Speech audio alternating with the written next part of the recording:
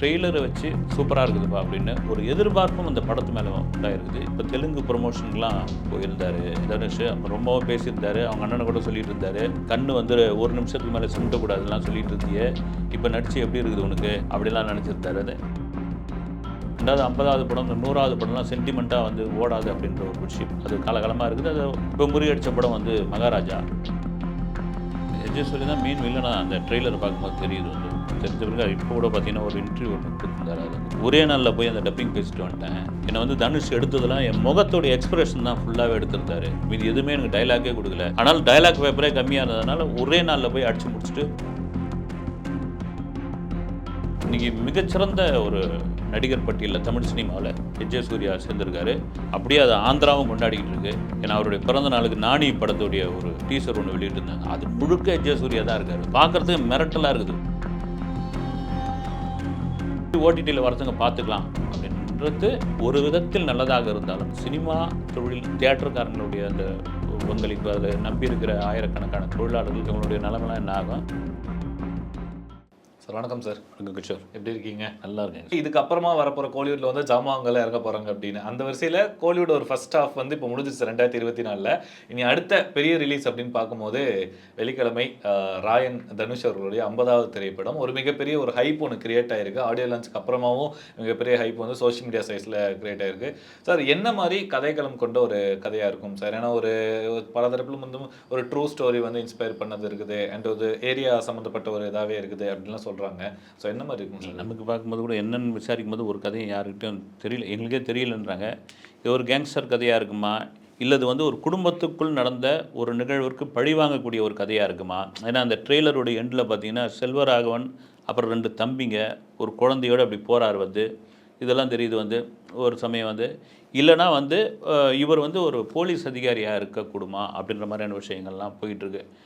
ஆனால் எது எப்படியோ ஒரு ட்ரெய்லரை வச்சு சூப்பராக இருக்குதுப்பா அப்படின்னு ஒரு எதிர்பார்ப்பும் அந்த படத்து மேலே உண்டாயிருக்குது. இப்போ தெலுங்கு ப்ரொமோஷனுக்குலாம் போயிருந்தார் தனுஷ். அப்போ ரொம்பவும் பேசியிருந்தார். அவங்க அண்ணனை கூட சொல்லிட்டு இருந்தார், கண்ணு வந்து ஒரு நிமிஷத்துக்கு மேலே சிமிட்டக்கூடாதுலாம் சொல்லிட்டு இருந்தியே, இப்போ நடிச்சு எப்படி இருக்குது உனக்கு அப்படிலாம் நினச்சிருந்தார். அது அண்ணனை என்ன சொல்லியிருக்காரு, நிறைய பேட்டிகளில் சொல்லியிருக்காரு. இந்த படத்தோட ஆடியோ லான்ச்சில் கூட சொன்னார், என்னுடைய அப்பா அம்மா குரு எல்லாமே எங்கள் அண்ணன் தான். எங்கள் அண்ணன் இல்லைன்னா நான் இந்த இடத்துக்கு வந்திருக்க மாட்டேன்னு அது மாற்றுக்கிறதே கிடையாது.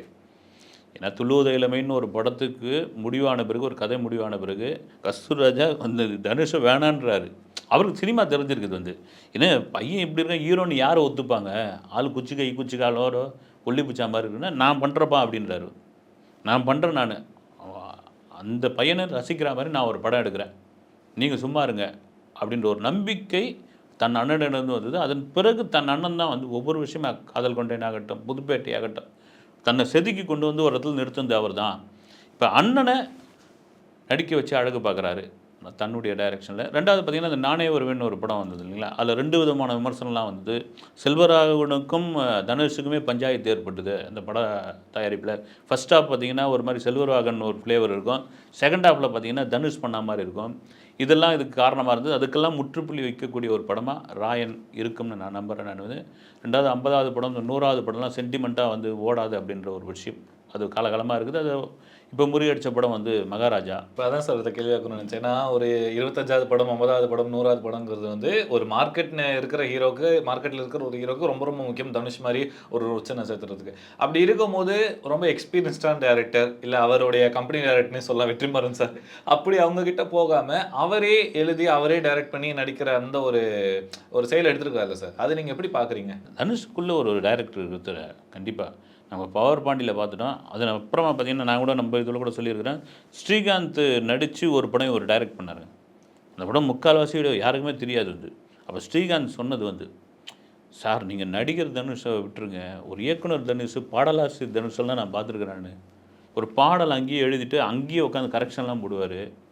அப்புறம் ஸ்பாட்டுக்குள்ளே வந்துட்டு அப்படியே ஒரு என்ன எடுக்க போகிறோன்றத வந்து அப்படியே மாறிடுவார் அப்படின்னு. இது என்னென்னா திறமையை வந்து தன்னால் வளர்த்துக்கிறது தான்.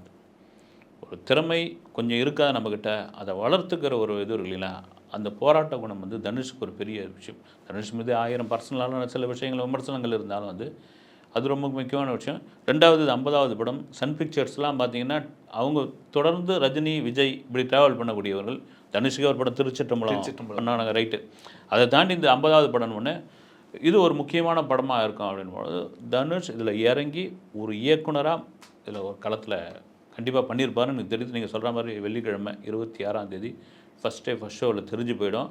ஆனால் ஒரு பெரிய ஹைப் உண்டாயிருக்குது இந்த படத்து மேலே. மெயினாக அந்த ட்ரெய்லருக்கு அப்புறமா ஒரு ஹைப் ரொம்ப ஜாஸ்தியாச்சு. அது அந்த எண்டிங்கில் வரும்போது ஏரமன்ஸோட அந்த லிரிக்ஸ், அந்த சவுண்ட் ஆகட்டும், அதெல்லாம் தாண்டி ரொம்ப முக்கியமாக இதில் கவனிக்கப்படுறது வந்து எஸ்ஜே சூர்யா. ஏன்னா எஸ்ஜே சூர்யா ரீசெண்ட் டைம் நான் பார்த்துட்டே இருக்கோம். அதாவது எந்த பெரிய ஹீரோ வந்தாலும் பரவாயில்ல, எனக்கு முன்னாடி நான் தான் வில்லன், நான் தான் ஹீரோவாக இருப்பேன் அப்படிங்கிறத பெர்ஃபார்மன்ஸில் காட்டிகிட்டே இருக்கா தொடர்ந்து. ஸோ அந்த விஷயத்தை பார்க்கும்போது இந்த படத்தில் நிறைய பேர் இருக்காங்க. சந்தீப் கிஷன் இருக்காரு, காளிதாஸ் இருக்காங்க, துஷாரா இருக்காங்க. இவங்களுக்கு எல்லாத்துக்கும் ஒரு தூக்கி சாப்பிட்ற மாதிரி ஒரு நடிப்பு எஸ்ஜே சூர்யா இருக்காங்க. ஸோ அவங்களுடைய கதாபாத்திரங்கள் எப்படி அமைஞ்சிருக்கும் sir main SJ Suryah? SJ Suryah தான் மெயின் வில்லனா அந்த ட்ரெய்லரை பார்க்கும்போது தெரியுது வந்து. தெரிஞ்ச பிறகு இப்போ கூட பார்த்தீங்கன்னா ஒரு இன்டர்வியூ ஒன்று கொடுத்துருந்தாரு. அது வந்து ஒரே நாளில் போய் அந்த டப்பிங் பேசிட்டு வந்துட்டேன். என்னை வந்து தனுஷ் எடுத்ததெல்லாம் என் முகத்தோடைய எக்ஸ்பிரஷன் தான் ஃபுல்லாகவே எடுத்திருந்தாரு. மீது எதுவுமே எனக்கு டைலாக்கே கொடுக்கல, ஃபுல்லாக முகத்தோட எக்ஸ்பிரஷன் தான். ஆனால் டைலாக் பேப்பரே கம்மியாக இருந்ததுனால ஒரே நாளில் போய் அடித்து முடிச்சுட்டு ஓடி வந்துட்டுன்னு சொல்கிறார். இன்றைக்கி மிகச்சிறந்த ஒரு நடிகர் பட்டியலில் தமிழ் சினிமாவில் எஸ்ஜே சூர்யா சேர்ந்துருக்காரு. அப்படியே அதை ஆந்திராவும் கொண்டாடிக்கிட்டு இருக்கு. ஏன்னா அவருடைய பிறந்த நாளுக்கு நானி படத்துடைய ஒரு டீசர் ஒன்று வெளியிட்டிருந்தாங்க. அது முழுக்க எஸ்ஜே சூர்யா தான் இருக்கார் வந்து. பார்க்குறதுக்கு மிரட்டலாக இருக்குது. ஒரு போலீஸாக பண்ணியிருக்காரு வந்து. அந்த டீசரே அவ்வளோ சூப்பராக இருந்தது. அதுதான் ஒரு மனிதன் வந்து சினிமாவை மிக உண்மையாக நேசித்தால் அந்த சினிமாவை விடாததுக்கு எஸ்ஜே சூர்யா ஒரு காரணம்.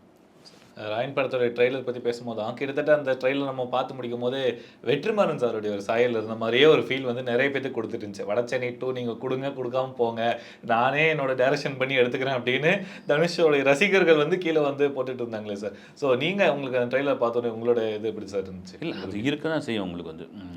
ஒரு ஒரு ஒரு பெரிய இயக்குனர்கிட்ட அசிஸ்டண்ட்டாக இருக்கிறவங்கள அந்த இயக்குனர்கிட்ட தொடர்ந்து படம் பண்ணுறவங்க அவங்க டைரக்டராக மாறும்போது இயக்குனர்கிட்ட இருந்து கற்றுக்கிற விஷயம் இல்லைங்களா, அந்த மேனரிசம், அவர் ஸ்டார்ட் வைக்கிறது, அவருடைய ஸ்டைலு, அவர் கதை சொல்கிற விதம், கண்டிப்பாக தனுஷுக்கு அது உள்ளே ஏறி இருக்கும் அது.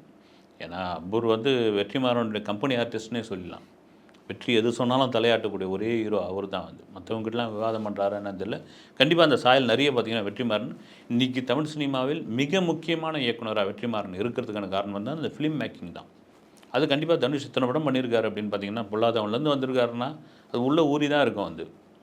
மேபி அவர்கிட்ட ஏதாவது சஜெக்ஷன் கூட கேட்டிருக்கலாம் வந்து, சார் இந்த ஷார்ட் எப்படி சார் வைக்கிறது, இந்த சீனை எப்படி சார் வந்து கொண்டு வந்து நிறுத்துறது, மேபி அதனால் ஒன்றும் தப்பு இல்லை வந்து, சரி பண்ணுங்கள் தனுஷ்னு கூட சொல்லியிருக்கலாம். அதில் ஒன்றும் பெரிய ஆச்சரியப்படக்கூடிய ஒரு விஷயம் ஒன்றும் தெரியல எனக்கு. எப்படி சார் படம் வந்ததுக்கப்புறம் பார்க்கலாம் வெற்றிமாறன் ஸ்டைலா இல்லை டைரக்டர் தனுஷாக கொண்டாடுவாங்கன்னு. இறுதியாக சார் மலையாளத்தில் ஆடு ஜீவிதம் கோட் லைஃப் அப்படின்னு ஒரு திரைப்படம் வந்துச்சு. இங்கே பெருசாக அந்த டைமில் அதை செலிப்ரேட் பண்ணாமல் இருந்தாங்க. ஏன்னா மலையாளம் படம் அப்படின்னால பிளஸ்ஸி அவரோட டைரக்ஷனில். இந்த ஓடிடி ரிலீஸுக்கு அப்புறமா இன்றைக்கி சமூக வலைதளங்களில் கொஞ்சம் அதிக அளவுலேயே பேசப்பட்டு இருக்காங்க. மெயினாக பிருத்திவிராஜோட அந்த நடிப்புக்கு ஒரு ஆஸ்கரே கொடுத்துடலாம், அவர் வந்து ஒரு நேஷனல் அவார்டு வின்னர் அளவுக்கு ஒரு பெர்ஃபார்மன்ஸ் பண்ணியிருக்காங்க அப்படின்னு சொன்னாங்க. ஸோ அந்த படத்தை பற்றி ஒரு சில விஷயங்கள் உங்ககிட்ட இருந்து நான் கேட்டு தெரிஞ்சுக்கணும்னு நினைக்கிறேன். நீங்கள் எப்படி சார் பார்க்குறீங்க அந்த படத்தை? இந்த மாதிரி ஒரு படம் வந்து தமிழ் சினிமாவில் கண்டிப்பாக இதுவும் மீன்ஸ் வந்திருக்கலாம் அப்படின்னு தோணுச்சா சார்? இல்லை, உண்மையாக இந்த படம் இங்கே வந்தப்போ ஓரளவுக்கு நல்ல விமர்சனம், நல்லாவே வந்து விமர்சனம். எனக்கு ரொம்ப பிடிச்சிருந்தது இந்த படம் வந்து. ஒரு சின்ன ஒரு கதைக்கு ஒரு ஒரு ஒரு ஒரு சின்ன ஒரு லைனாக இருந்தாலும் வந்து, குறிப்பாக பிருத்திவிராஜ் வந்து இன்றைக்கு பிருத்திவிராஜ் தான் மலையாள சினிமாவை பேன் இண்டியா சினிமாவை கொண்டு போயிட்டுருக்கார். அவர் மட்டும்தான் அதை பண்ணிகிட்ருக்கார். இங்கே மலையாள சினிமா வந்து ஒரு சின்ன வட்டத்துக்குள்ளே இருந்தது. நல்ல கதைகள் இதெல்லாம் ரைட்டு, ஒரு சின்ன பட்ஜெட்டில் எடுக்கக்கூடியவர்கள் அப்படின்லாம் ஒரு விமர்சனம் இருந்தபோது, எங்கள் படமும் ஒரு பேன் இண்டியா படம்யா அப்படின்னு முன்னிறுத்தி இன்றைக்கும் பண்ணிக்கிட்டு போகிறது பிருத்திவிராஜ் தான். அதனுடைய முயற்சியாக கூட இந்த ஆடு ஜீவிதத்தை நான் பார்த்தேன் நான். அதில் குறிப்பாக ஒரு நடிகை எப்படி வந்து ஒரு ஒரு பாலைவனத்துக்குள்ளே போய் மாட்டிக்கிற ஒரு தொழிலாளி, அவன் எப்படி வந்து நாரும் தோலுமாக வந்து போயிடுறான், அவனுடைய கடைசி வாழ்க்கை முடிஞ்சு போயிடுமா, இல்லை அதை காப்பாற்றப்படுவானா, இல்லை அது அங்கேயே செத்து போயிடுவானா அப்படின்ற ஒரு எதிர்பார்ப்பு அந்த கொண்டு வந்து அந்த படம் அவ்வளோதான் லைன் போது அந்த படத்தை போர் அடிக்காமல் கொண்டு போனது தான் வந்து அதனுடைய வெற்றி. நீங்கள் அதை கொஞ்சம் வேறு மாதிரி கொண்டு போயிட்டிங்கன்னா சலிப்பு தட்டி போயிடும். போய் எப்போ பார்த்தாலும் இது நான் சொல்கிறது வந்து வெகுஜன ஆடியன்ஸுக்கு. இங்கே ஏன் அந்த படத்தை வந்து பார்க்கல அப்படின்போது இப்போ பார்த்தீங்கன்னா ஓடிடியில் வருது, கொண்டாடிக்கிட்டு இருக்காங்க.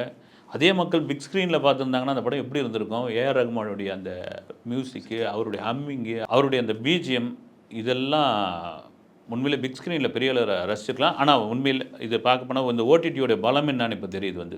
நீங்கள் விட்டிங்க ரைட்டு. ஏன்னா எல்லாராலையும் இந்த காலகட்டங்களில் சினிமாவை தியேட்டர் வந்து படம் பார்க்குறது ரொம்ப சிரமமான ஒரு விஷயம். அதுதான் எல்லாரும் வந்து இப்போ பயந்துக்கிட்டு இருக்காங்க. ஒரு ஃபேமிலியே கிளம்பி வந்து ஒரு படம் பார்க்கணும்னா குறைந்தபட்சம் சென்னை மாதிரியான பெருநகரத்தில் ஒரு ரூ. 2000 ரூ. 2500 வரைக்கும் செலவு பண்ண வேண்டிய ஒரு விஷயம். டிக்கெட்டு, ஸ்நாக்ஸு, பார்க்கிங் சார்ஜ் இதெல்லாம். இதேமாரி ஓடிடியில் வரதுங்க பார்த்துக்கலாம் அப்படின்றது ஒரு விதத்தில் நல்லதாக இருந்தாலும் சினிமா தொழில் தியேட்டருக்காரங்களுடைய அந்த பங்களிப்பு, அதில் நம்பி இருக்கிற ஆயிரக்கணக்கான தொழிலாளர்கள் இவங்களுடைய நிலைமைலாம் என்ன ஆகும்.